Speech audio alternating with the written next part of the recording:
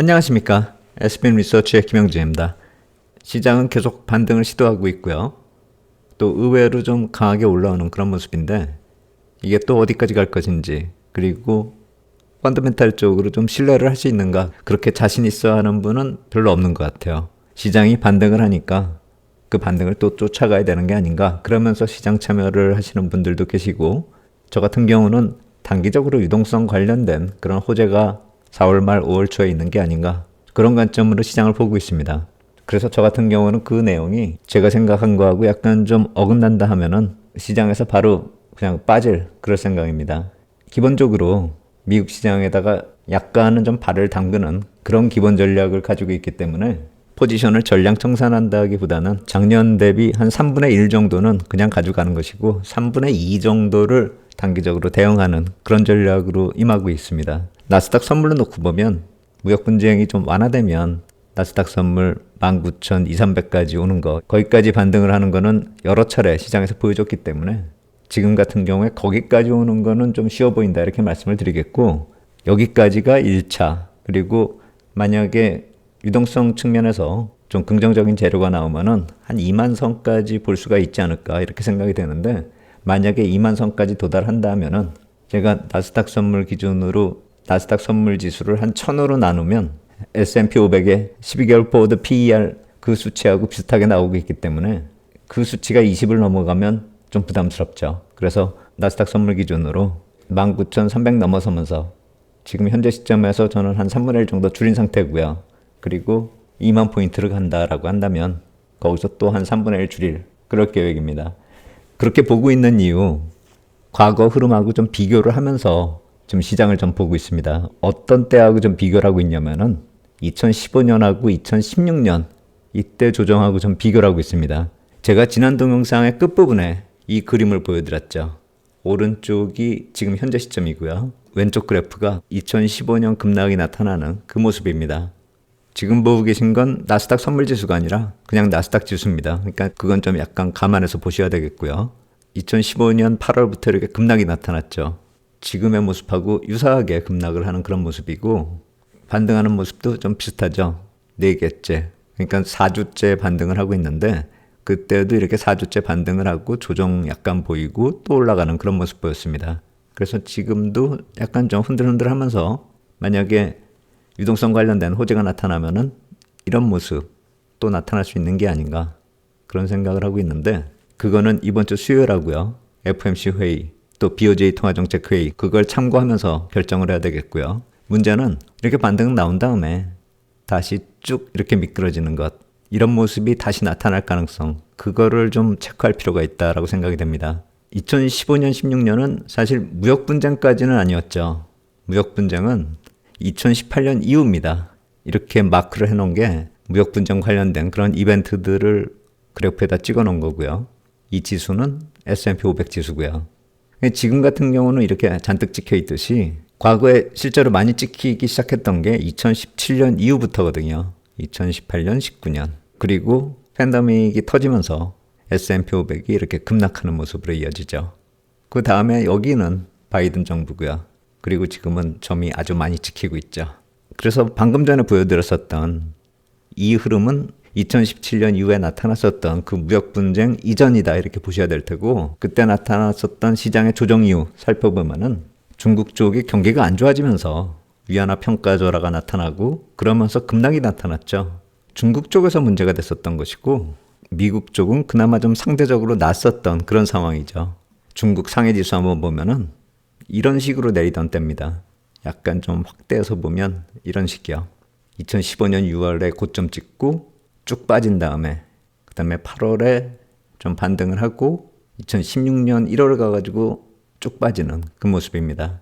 이게 나스닥하고는 좀 약간 차이가 있죠. 나스닥 같은 경우는 빠졌다가 직전 고점까지 이렇게 올라오는 모습. 근데 상해 같은 경우는 빠졌다가 반등이 되게 약하죠. 경기 자체가 반전되지 못하고 경기 흐름이 계속 안 좋은 상황이었다, 이렇게 봐야 되겠죠. 그게 중국에서 시작이 됐기 때문에 중국 쪽이 피해가 컸다, 이렇게 봐야 되겠죠. 지수만 봐도 5,000대에 있었던 게 2,500, 거의 반토막이 나는 그런 모습이 있고, 이 조정 기간 같은 거는 나스닥이나 상해지수나 비슷합니다. 보시면은 저점 찍고 13주 반등하고 전체적으로 다시 저점을 만드는 게 한 23주 걸렸습니다. 나스닥을 봐도 반등을 11주 정도 하고 다시 저점을 만드는데 25주가 걸렸고요. 그러니까 한 3달 정도 반등을 하고 또 그만큼 빠지는 모습이 나타났다, 이렇게 볼 수가 있는 것이고, 만약에 그거를 지금 대입하면은 한 5, 6월까지 반등이 나오고 여름 들어가면서 조정이 나타난다, 이렇게 볼 수가 있는 것이죠. 그래서 그 시간대에다가 재료를 붙이면은 유동성 관련된 호재가 나타나면 추가적으로 반등이 나타날 수 있는 것이고, 여름 쪽으로 들어가면은 이번 분기 실적 말고 다음 분기 실적이 나오죠. 이번 분기 실적보다 이 무역 분쟁으로 인해서 악영향을 받는 실적이 다음 분기가 아닐까, 그런 생각을 한다면은 그때 가서 조정을 받는 이유가 다음 분기 실적 발표 때가 또 맞물리는 게 아닌가, 그런 생각도 하고 있습니다. 그래서 그러한 조정이 나타나려면 어떤 악재들이 발생이 될까, 그걸 한번 좀 생각을 해보니까 과거 2016년하고 비교해 봤을 때 경기 지표가 좀 악화가 돼야 되겠죠. 그때도 그랬고요. 그리고 미국뿐만이 아니라 중국 쪽도 경기 쇼크가 나타나고요. 그러면서 2015년에 나타났었던 환율 쪽에서의 문제, 특히 이머징 마켓 쪽이요, 위안화요. 2015년에는 엔화 쪽도 좀 영향을 받았는데 지금은 위안화 쪽을 좀 포커스를 맞춰서 볼 필요가 있겠죠. 무역 분쟁 이슈가 있으니까요. 그리고 페드가 기준금리를 어떻게 정하는지, 과거에 이 반등이 나올 때도 페드가 어떤 통화 정책을 취할 것이다, 그 기대감으로 오른 것이거든요. 반등이 나왔다 이거죠. 근데 실제로 그 조치가 좀 늦어지면서 급락이 나타났던 것이고요. 그리고 이때도 7, 8월에 기업 실적 시즌이었는데 2차 하락을 시작한 게 11월 정도 되는데, 이때로부터 한 3개월 뒤 이 경제 악영향이 기업 실적으로 반영이 되는, 그러면서 2차 하락 요인이 됐었던 것이죠. 그리고 나서 이제 바닥 찍고 다시 상승으로 턴하는 그런 모습이 나타났는데, 지금 경제 흐름하고요, 또 재료가 나타날 가능성 살펴보면 이 가능성도 어느 정도 우리가 좀 살펴봐야 될 것 같습니다. 그래서 이렇게 반등을 했다가 지금 여기까지 온 모습인데, 단기적으로 좀 조정을 받고 만약에 유동성 때문에 한 번 더 추가적으로 상승이 된다라고 한다면 약간 좀 물량을 조절한 다음에 그 다음 분기 실적이 멀쩡한지 그걸 확인하는 게 중요하지 않을까, 전 그렇게 생각이 됩니다. 그래서 지금 현재 시점에서는 좀 반등을 즐길 수가 있고, 수요일에 미국 재무부의 분기 재정 계획 나오고요, 또 BOJ 통화정책 보고 5월 들어서 FOMC 회의까지 어느 정도 기대를 한 다음에 만약에 그때까지도 반등이 이어진다라고 한다면은 저 같으면 조금 더 물량을 좀 조절하겠다, 이런 생각이 듭니다. 물론 경기 흐름이나 기업 실적이 그때 가서 생각했던 것보다 많이 좋아진다라고 하면은 그러면 전략을 수정해야 되겠죠. 그건 그때 가서 볼 일이고요. 지금 같은 상황에서는 아직까지는 경기나 기업 실적 쪽에 긍정적인 변화가 나타나고 있지 않기 때문에 일단은 추가적인 상승에서는 보수적인 대응이 필요하지 않을까, 그렇게 생각을 하고 있습니다. 어차피 이건 또 제가 시황 보면서 말씀드릴 테니까 지금은 그냥 과거 흐름하고 좀 비교를 해봤다, 이렇게 보시면 될 것 같아요. 그리고 반등이 계속 나오고 있기 때문에 이게 시장이 많이 좋아지는 게 아닌가, 그런 생각도 저도 들거든요. 그래서 한 번 정도 생각을 좀 정리하고 시장을 볼 필요가 있지 않을까, 그래서 오늘 이 말씀 드리는 것입니다.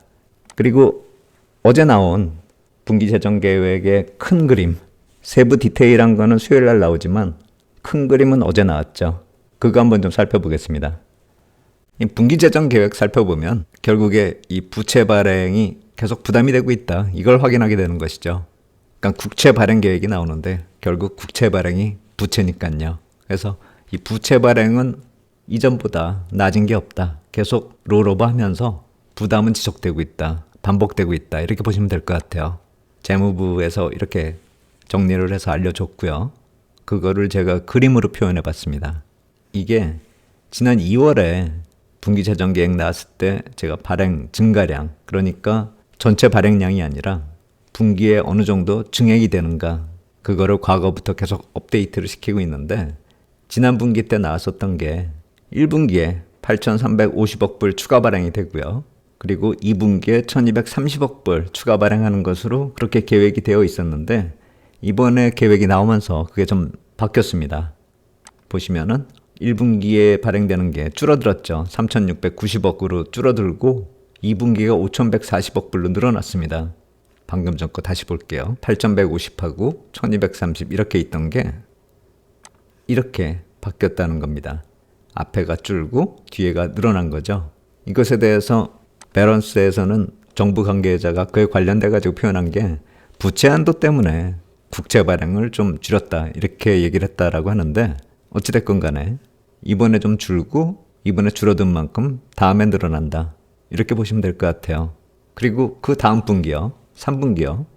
그거는 5,540억 불 발행으로 이번에 저점 찍고 발행 물량이 계속 늘어난다 이렇게 보시면 되겠죠.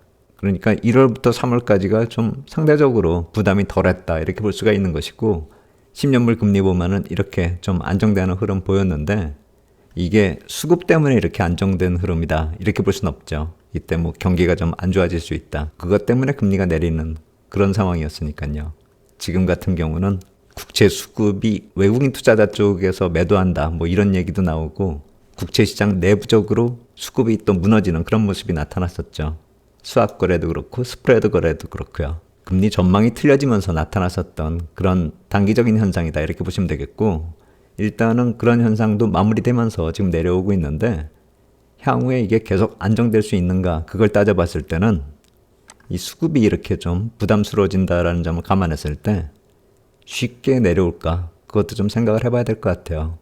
제가 개인적으로 국채 투자 전략을 생각할 때 10년물 4.4 이상은 좀 기회로 보자 이렇게 말씀을 드려왔었는데 반대로 이 4.2 부근에서는 좀 분할 이익 실현하는 게 맞는 게 아닌가. 그리고 4 이하로 내려간다면은 중장기 관점의 보유 물량도 덜어내는 그런 전략으로 좀 생각을 하고 있습니다. 좀 폭이 좁죠. 4.4 부근, 4.2 부근. 그걸 좀 기준으로 이렇게 보시면 될 것 같고 이번 분기는 그런 식으로 좀 생각을 하면 될 것 같고요. 제가 단기물하고 장기물 발행 물량도 이렇게 비교해서 표시해 드렸는데 이게 이번 분기란 말입니다. 빨간 게 장기물이고 파란 게 단기물입니다. 그래서 2분기에 5,050억 불 추가 발행되고 단기물은 오히려 감소되는 그 모습이었거든요. 마이너스 3,820이요. 그래서 이거 두 개 합쳐가지고 이 모습이 나왔던 거거든요. 근데 이게 이제 이렇게 늘어나니까 그렇다면 이것도 변할 겁니다. 이거는 이번 주 수요일에 나오니까 그때 한번 좀 살펴봐야 될 것 같아요. 단기물이 또 늘어날 수도 있겠죠. 그 얘기 나오면서 이 안정됐었던 흐름이 이 뒤에서는 어떻게 변화될까 그것도 좀 생각을 해봐야 될 것 같고요. 물론 이 트럼프 이벤트도 놓치면 안 되겠지만 제가 봤을 때는 이제 이 무역 분쟁 관련된 건 어느 정도 피크를 치는 게 아닌가 그렇게 생각이 들기 때문에 직접적으로 자산시장 쪽에 미치는 영향 그 재료가 또 나오는 게 아닌가 전 그걸 또 보고 있습니다. 사실 그게 계속 말씀드리고 있는 미국 부채 문제 그걸 어떻게 해결할까 그게 또 무역 분쟁을 만들고 있는 거나 마찬가지이기 때문에 그것에 대해서 이제 직접적으로 거론이 되는 게 아닌가 그 관점에서 수요일 날 나오는 숫자들을 좀 지켜보자라는 것입니다. 블룸버그에서 어제 나온 수치에 대해서 또 분석을 하고 있습니다. 한번 보겠습니다. JP 모건 분석을 또 인용하고 있는데요. 베센트의 재무부가 TBAC 그러니까 자금 조달에 조언을 하는 그 그룹이죠. 그 그룹에다가 단기물과 관련된 이 스테이블 코인 수요 증가 문제 이걸 분석하도록 지시를 한다 해도 JP모건 전략가들은 우리는 놀라지 않을 것이다. 이렇게 말했다라는 것입니다. 그리고 비공개로 진행됐었던 그 JP모건 행사 지난주에 있었다라고 하는데 거기서 베센트가 스테이블 코인이 국제 수요에 큰 기반이 된다. 그렇게 얘기했다라는 것이죠. 그래서 비일 점유율 전체 국채 발행 중에서 이 비일의 점유율이 높게 유지되는 그 이유가 될 것이다. 그런 식으로 접근하고 있습니다. 그리고 그러한 모습이 비일이 점유율을 계속 키워나가는 그럴 여지가 크다라고 생각을 한다라는 것입니다. 그러면서 국채 발행을 올해 크게 늘리지 않을 것 같다라고 얘기를 하는데 그 이유가 올해는 그냥 국채 발행 이렇게 유지를 하다가 2026년에 스테이블 코인하고 엮여서 국채 규모가 많이 늘어날 수 있다. 부채를 스테이블 코인하고 엮는 그 문제가 이렇게 표현되고 있는 것입니다. 지금 법이 통과 중이죠. 민주당 쪽 법하고 공화당 쪽 법이 양쪽이 상하원에서 두 개의 법이 동시에 거론이 되고 있는데 언젠가는 그게 협상을 통해서 하나로 좀 묶이면서 의회를 통과하겠죠. 아직은 의회 통과 못한 거고요. 그러니까 그게 좀 시간이 걸릴 것이고 넉넉 잡아서 올해 하반기 넘어가면서 그 법이 통과되면은 내년부터는 본격적으로 국채 발행을 스테이블 코인 기반으로 그런 계획이 현실화될 수 있다는 걸 JP모건 쪽에서 쳐다보고 있는 것이죠. 그래서 이 사람들은 국채의 평균 듀레이션이 좀 축소돼야 된다라고 하는 그런 베센트 재무장관의 얘기나 아니면은 바이백 통해 가지고 안정시키겠다. 그러니까 국채 발행량을 좀 줄이겠다. 아니면 기존 발행 물량들을 좀 관리를 하겠다. 이런 식의 해결책이 눈속임이다. 이렇게 얘기하고 있는 것입니다. JP모건은 재무부가 11월부터 뭐 발행 물량을 늘린다. 이렇게 얘기는 하고 있는데 실제로는 2026년으로 넘어가서 스테이블 코인하고 관련된 그러한 새로운 구도가 본격화될 것이다. 그 얘기를 하고 있는 것입니다. 이게 단기적으로 마무리되는 게 아니라 좀 길게 볼 필요가 있는 것이죠. 그래서 제가 또 여기서도 한번 생각을 해보는 겁니다.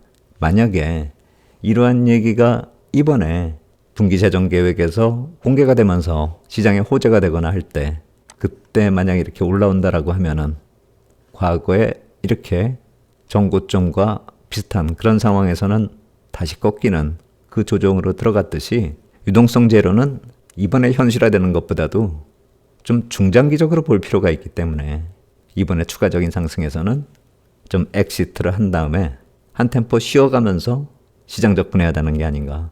좀 그렇게 보고 있는 것입니다.